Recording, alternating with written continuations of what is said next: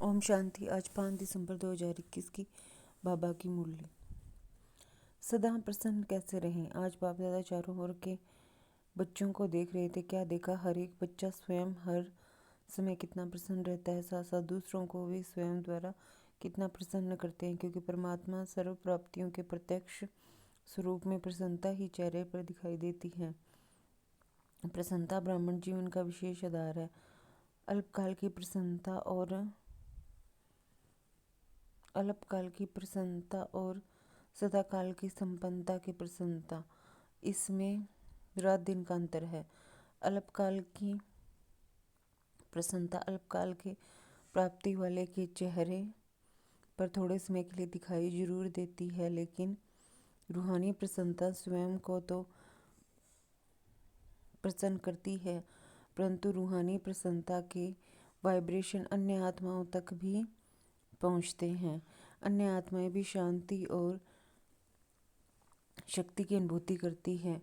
जैसे फलदायक वृक्ष अपनी शीतलता की छाया में थोड़े समय के लिए मानव को शीतलता का अनुभव कराता है और मानव प्रसन्न हो जाता है, ऐसे परमात्मा प्राप्तियों के फल स्वरूप फल संपन्न रूहानी प्रसन्नता वाली आत्मा दूसरों को भी अपनी प्राप्तियों की छाया में तन मन की शांति और शक्ति की अनुभूति कराती है। प्रसन्नता के वाइब्रेशन सूर्य की किरणों समान वायुमंडल को, व्यक्ति को और सब बातें भुलाए सच्चे रूहानी शांति की खुशी की अनुभूति में बदल देते हैं। वर्तमान समय की अज्ञानी आत्माएं अपने जीवन में बहुत खर्चा करके भी प्रसन्नता में रहना चाहती हैं। आप लोगों ने क्या खर्चा किया? बिना पैसा खर्च करते भी सदा प्रसन्न रहते हो ना, व औरों की मदद से प्रसन्न रहते हो। बाप दादा चारों बच्चों का चार्ट चेक कर रहे थे।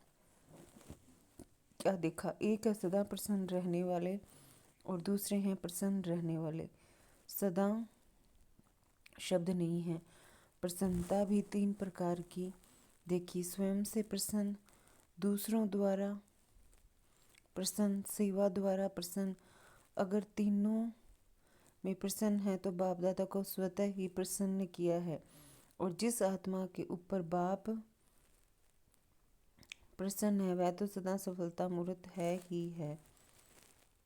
और जिस आत्मा के ऊपर बाप प्रसन्न है वह तो सदा सफलता मूर्त है ही है। बाप दादा ने देखा कई बच्चे अपने से भी अप्रसन्न रहते हैं। छोटी सी बात के कारण अप्रसन्न रहते हैं। पहला पाठ मैं कौन, इसको जानते हुए भी भूल जाते हैं। जो बाप ने बनाया है, दिया है, उसको भूल जाते हैं। बाप ने हर एक बच्चे को फुल वर्षे का अधिकारी बनाया है। किसी को पूरा, किसी को आधा वर्षा नहीं दिया है, किसी को आधा व चौथा मिला है। क्या आधा मिला है या आधा लिया है? बाप ने तो सभी को मास्टर सर्वशक्तिमान का वरदान व वर्षा दिया। ऐसे नहीं कोई शक्तियाँ बच्चों को दी है और कोई नहीं दी। अपने लिए नहीं रखी, सर्वगुण संपन्न बनाया है, सर्व प्राप्ति स्वरूप बनाया है। लेकिन बाप द्वारा जो प्राप्तियाँ हुई है उसको स्वयं में समा नहीं सकते। जैसे स्थूल धन व साधन प्राप्त होते भी खर्च करना न आए व साधनों को यूज करना न आए, तो प्राप्ति होते भी उससे वंचित रह जाते हैं। ऐसे सब प्राप्तियों व खजाने सबके पास है, लेकिन कार्य में लगाने की विधि नहीं आती है और समय पर यूज करना नहीं आता है। फिर कहते हैं, मैं समझती थी कि यह करना चाहिए, यह नहीं करना चाहिए, लेकिन उस समय भूल गया। अभी समझती हूँ ऐसा नहीं होना चाहिए। उस समय 1 सेकंड भी निकल गया तो सफलता की मंजिल पर पहुँच नहीं सकते, क्योंकि समय की गाड़ी निकल गई। चाहे 1 सेकंड लेट किया, चाहे 1 घंटा लेट किया, समय तो गया ना, और जब समय की गाड़ी निकल जाती है तो फिर स्वयं से दिल शिकस्त हो जाते हैं और अप्रसन्नता के संस्कार इमर्ज होते हैं। मेरा भाग्य ही ऐसा है, मेरा ड्रामा में पार्ट ही ऐसा है। पहले भी सुनाया था, सबसे अप्रसन्न रहने के मुख्य दो कारण होते हैं। एक दिल शिकस्त होना और दूसरा कारण होता है दूसरों की विशेषता, भाग्य व पार्ट को देख ईर्ष्या उत्पन्न होना। हिम्मत कम होती है, ईर्ष्या ज़्यादा होती है।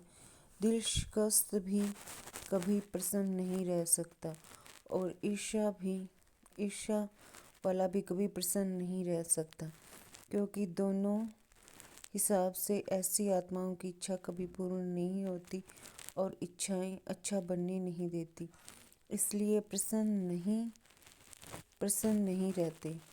प्रसन्न रहने के लिए सदा एक बात बुद्धि में रखो कि ड्रामा के नियम प्रमाण संगम युग पर हर एक ब्राह्मण आत्मा को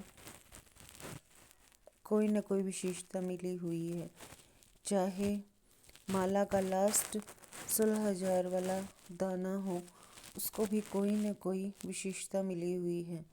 उनसे भी आगे चलो, 9 लाख जो गाये हुए हैं उन्हें भी कोई न कोई विशेषता मिली हुई है। अपनी विशेषता को पहले पहचानो। अभी तो 9 लाख तक पहुँचते ही नहीं हो तो ब्राह्मण जन्म के भाग्य की विशेषता को पहचानो और कार्य में लगाओ। सिर्फ दूसरे की विशेषता को देख करके दिल शिकस्त व ईर्ष्या में नहीं आओ, लेकिन अपनी विशेषता को कार्य में लगाओ। लगाने से एक विशेषता फिर और विशेषताओं को लाएगी। एक के आगे बिंदी लगती जाएगी तो कितने हो जाएंगे। एक को एक बिंदी लगाओ तो 10 बन जाता है और दूसरी बिंदी लगाओ तो 100 बन जाएगा। तीसरी लगाओ तो यह हिसाब तो आता है ना। कार्य में लगाना अर्थात बढ़ना। दूसरों को नहीं देखो, अपनी विशेषताओं को कार्य में लगाओ। जैसे देखो, बाप दादा सदा भोली भंडारी भोली दादी का मिसाल देते हैं। महारथियों का नाम कभी आएगा, लेकिन इनका नाम आता है। जो विशेषता थी वह कार्य में लगाई। चाहे भंडारा ही संभालती है, लेकिन विशेषता को कार्य में लगाने से विशेष आत्माओं के मिसल गाई जाती है। सभी मधुबन का वर्णन करते तो दादियों की भी बातें सुनाएंगे तो भोली की भी सुनाएंगे। भाषण तो नहीं करती, लेकिन विशेषता को कार्य में लगाने से स्वयं भी विशेष बन गई। दूसरे भी विशेष नज़र से देखते तो प्रसन्न रहने के लिए क्या करेंगे। विशेषता को कार्य में लगाओ तो वृद्धि हो जाएगी, और जब सर्व आ गया तो संपन्न हो जाएंगे। और प्रसन्नता का आधार है संपन्नता। जो सब से प्रसन्न रहते हैं और उनसे भी प्रसन्न रहेंगे, सेवा से भी प्रसन्न रहेंगे। जो भी सेवा मिलेगी उसमें औरों को प्रसन्न कर सेवा में नंबर आगे ले लेंगे। सबसे बड़े ते बड़ी सेवा आपकी प्रसन्न मूर्त करेगी। तो सुना क्या, चार्ट देखा? अच्छा,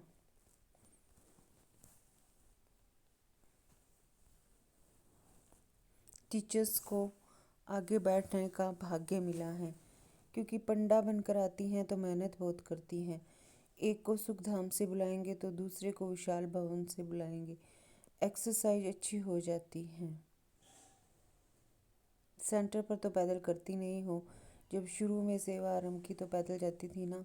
आपकी बड़ी दादियाँ भी पैदल जाती थी। सामान का थैला हाथ में उठाया और पैदल चली। आजकल तो आप सब बने बनाए पर आए हो तो लकी हो ना। बने बनाए सेंटर मिल गए हैं, अपने मकान हो गए हैं। पहले तो जमुना घाट पर ही रही थी। एक ही कमरा रात को सोने का, दिन को सेवा का होता था, लेकिन खुशी खुशी से जो त्याग किया उसी के भाग्य का फल अभी तक खा रही हो।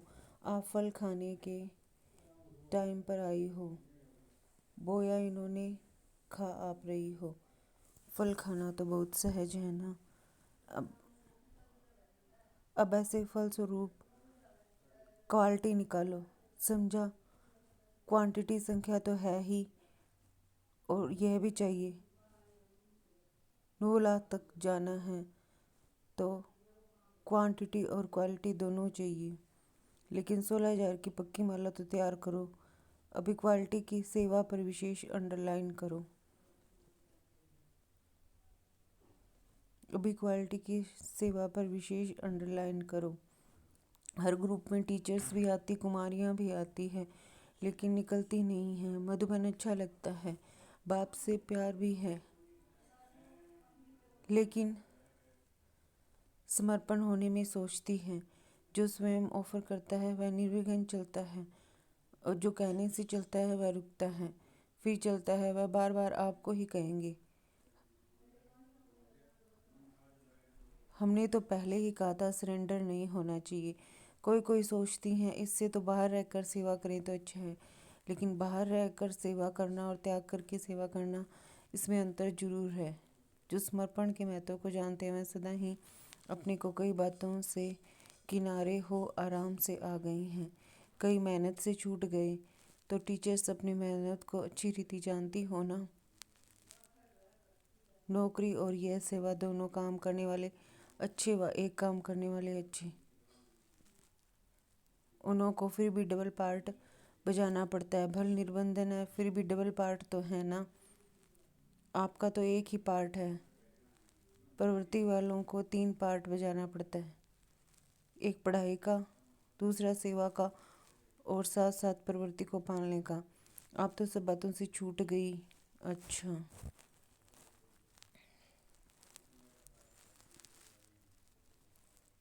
सर्व सदा प्रसन्नता की विशेषता संपन्न श्रेष्ठ आत्माएं सदा अपनी विशेषता को पहचान कार्य में लगाने वाली सेंसिबल और इनसेंसफुल आत्माओं को सदा प्रसन्न रहने वाले, प्रसन्न करने की श्रेष्ठता वाली महान आत्माओं को बाप दादा का याद प्यार और नमस्ते। सदा प्रसन्न रहने वाले, प्रसन्न करने की श्रेष्ठता वाली महान आत्माओं को बाप दादा का याद प्यार और नमस्ते।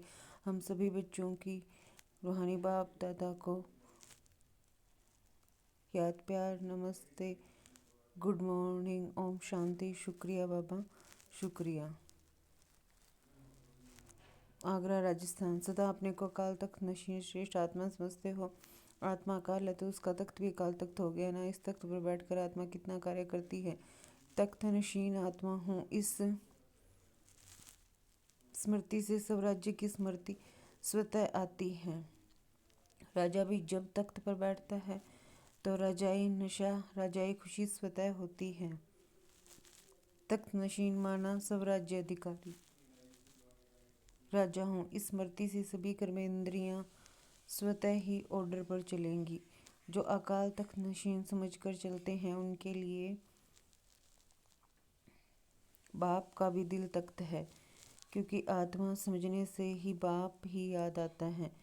फिर न देह है, न देह के संबंध है, न पदार्थ हैं। एक बाप ही संसार है। इसलिए अकाल तख्त नशीन बाप के दिल तख्त नशीन भी बनते हैं। बाप के दिल में ऐसे बच्चे ही रहते हैं। जो एक बाप दूसरा न कोई है तो डबल तख्त हो गया। जो सिकलदे बच्चे होते हैं, प्यारे होते हैं, उन्हें सदा गोदी में बिठाएंगे, ऊपर बिठाएंगे, नीचे नहीं। तो बाप भी कहते हैं तख्त पर बैठो, नीचे नहीं आओ। जिसको तख्त मिलता है वह दूसरी जगह बैठेगा क्या। जो अकाल तख्त व दिल तख्त को भूल देह की धरनी में मिट्टी में नहीं आओ। देह को मिट्टी कहते हो ना, मिट्टी मिट्टी में मिल जाएगी ऐसे कहते हैं ना। तो देह में आना अर्थात मिट्टी में आना। जो रॉयल बच्चे होते हैं वह कभी मिट्टी में नहीं खेलते। परमात्मा बच्चे तो सबसे रॉयल हुए। तो तख्त पर बैठना अच्छा लगता है या थोड़ी थोड़ी दिल होती है मिट्टी में भी देख लें। कई बच्चों की आदत मिट्टी खाने की व मिट्टी में खेलने की होती है। तो ऐसे तो नहीं होना। 63 जन्म मिट्टी से खेला अब आप दिल तक नशीन बना रहे हैं तो मिट्टी से कैसे खेलेंगे। जो मिट्टी में खेलता है वह मैला होता है, तो आप भी कितने मैले हो गए हो। अब आपने स्वच्छ बना दिया है। सदा इसी स्मृति से समर्थ बनो।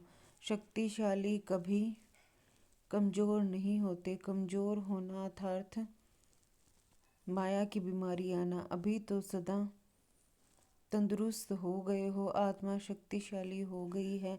शरीर का हिसाब किताब अलग चीज़ है, लेकिन मन शक्तिशाली हो गया ना। शरीर कमज़ोर है, चलता नहीं है, वह तो अंतिम है, वह तो होगा ही। लेकिन आत्मा पावरफुल हो, शरीर के साथ आत्मा कमज़ोर न हो। तो सदा याद रखना कि डबल तख्त नशीन और डबल ताजधारी बनने वाले हैं। अच्छा, तो सदा याद रखना कि डबल तख्त नशीन और डबल ताजधारी बनने वाले हैं। अच्छा, सभी संतुष्ट होना। संतुष्ट अर्थात प्रसन्न। सदा प्रसन्न रहते हो या कभी कभी रहते हो? कभी अप्रसन्न कभी प्रसन्न, ऐसे तो नहीं। कभी किसी बात से अप्रसन्न तो नहीं होते हो। आज यह कर लिया, आज यह हो गया, कल वह हो गया, ऐसे पत्र तो नहीं लिखते हो। सदा प्रसन्न चित्त रहने वाले अपनी रूहानी वाइब्रेशन से औरों को भी प्रसन्न करते हैं। ऐसे नहीं, मैं तो प्रसन्न रहता ही हूँ, लेकिन प्रसन्नता की शक्ति फैलेगी जरूर तो और किसी को भी प्रसन्न कर सको। ऐसे हो या अपने तक ही प्रसन्न ठीक हो, दूसरों को भी करेंगे फिर तो अभी कोई पत्र नहीं आएगा। अगर कोई अप्रसन्नता का पत्र आए तो वापस उसको ही भेजे ना। यह टाइम और यह तारीख याद रखना। हाँ, यह पत्र लिखो। ओके। और सब मेरे से भी ओके हैं। ये 2 लाइन लिखो बस। मैं भी ओके और दूसरे भी मेरे से ओके हैं। इतना खर्च क्यों करते हो? यह तो 2 लाइन कार्ड पर ही आ सकती है और बार बार भी नहीं लिखो। कई तो रोज कार्ड भेज देते हैं। रोज नहीं भेजना है, मास में 2 बार, 15 दिन में एक ओके का कार्ड लिखो। और कथाएं नहीं लिखना। अपनी प्रसन्नता से औरों को भी प्रसन्न बनाना। अच्छा, अपनी प्रसन्नता से औरों को भी प्रसन्न बनाना है। अच्छा, वरदान। समाने और सामना करने की शक्ति द्वारा सेवा में सफलता प्राप्त करने वाले रूहानी सेवाधारी भव। रूहानी सेवाधारियों को सेवा के सिवाय रूहानी सेवाधारियों को सेवा के सिवाय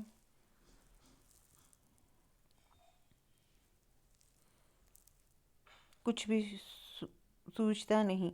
वे मनसा वाचा कर्मणा सर्विस से 1 सेकंड भी रेस्ट नहीं लेते, इसलिए बेस्ट बन जाते हैं।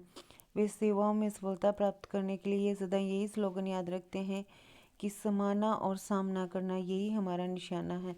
वे अपने पुराने संस्कारों को समाते हैं और सामना माया से करते हैं, न कि दैवी परिवार से। ऐसे बच्चे जो नॉलेजफुल के साथ साथ पावरफुल भी हैं, उन्हें ही कहा जाता है रूहानी सेवाधारी। ऐसे बच्चे जो नॉलेजफुल के साथ साथ पावरफुल भी हैं, उन्हें ही कहा जाता है रूहानी सेवाधारी। स्लोगन। छोटी बात को बड़ा नहीं करो, वातावरण को शक्तिशाली बनाओ। छोटी बात को बड़ा नहीं करो, वातावरण को शक्तिशाली बनाओ। अच्छा, ओम शांति।